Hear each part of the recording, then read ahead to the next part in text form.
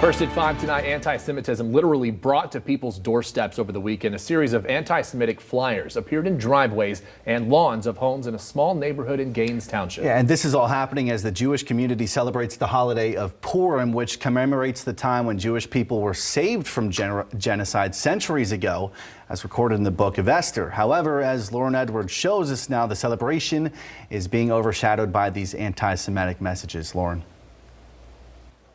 Max, Josh, we spoke with a number of people who live in that area and received those flyers, and many of them say that they were disgusted. In fact, as soon as they saw them, they threw them away, but they all had the same question. Why put this in their neighborhood that they described to be quiet, friendly, and multicultural? But we spoke with the Anti-Defamation League, and they tell us that they are not surprised that the people behind these flyers, this is exactly how they operate.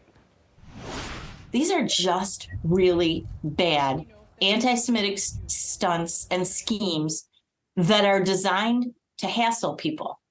The Crystal Springs neighborhood in Gaines Township, the target of anti-Semitic flyers thrown onto their lawns. Neighbors say it happened on Sunday by a group unknown to them, but known to the Anti-Defamation League. This particular group typically focuses on propaganda. They're trying to bring people into their brotherhood. They're trying to bring people into their conspiracy theory.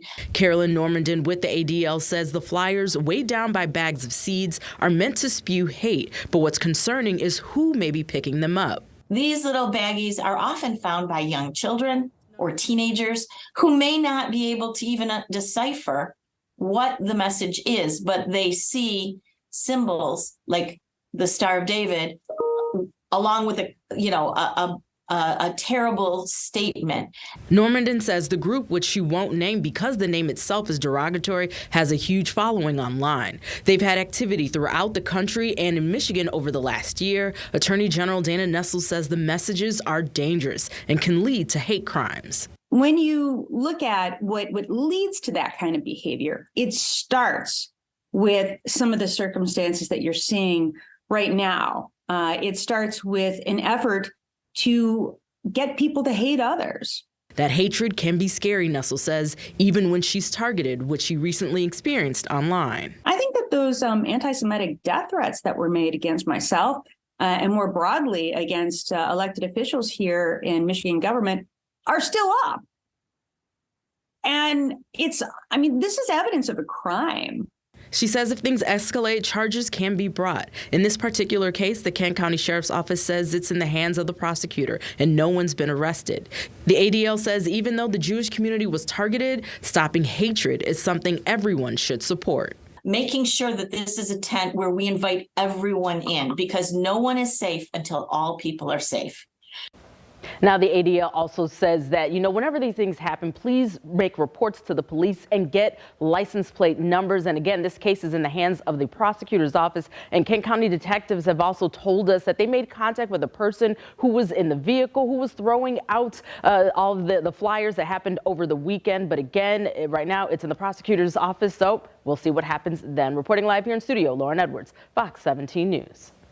All right, Lauren, thank you. Now to take a wider look, in 2021, anti-Semitic incidents in the U.S. reached an all-time recorded high at 2,717. That's a jump of nearly 700 more compared to the year before, and it's up more than 600 the year before that, which was the first time the number topped 2,000. You can see here that stark upward trend starting in 2017. This is all according to the ADL's annual audit of anti-Semitic incidents, which has been tracking the data since 1979. Incident types include harassment, vandalism, and assault. In addition, a survey conducted last fall by the American Jewish Committee found that 4 out of 5 Jewish people said that anti-Semitism has grown in the past 5 years. Nearly half said it's taken less seriously than other forms of bigotry or hate. And a little less than 40% say they've changed their behavior over the last year out of fear of anti-Semitism. If you see or experience an incident of anti-Semitism, you can submit an online report to the ADL. There's a link to that on our website at fox17online.com.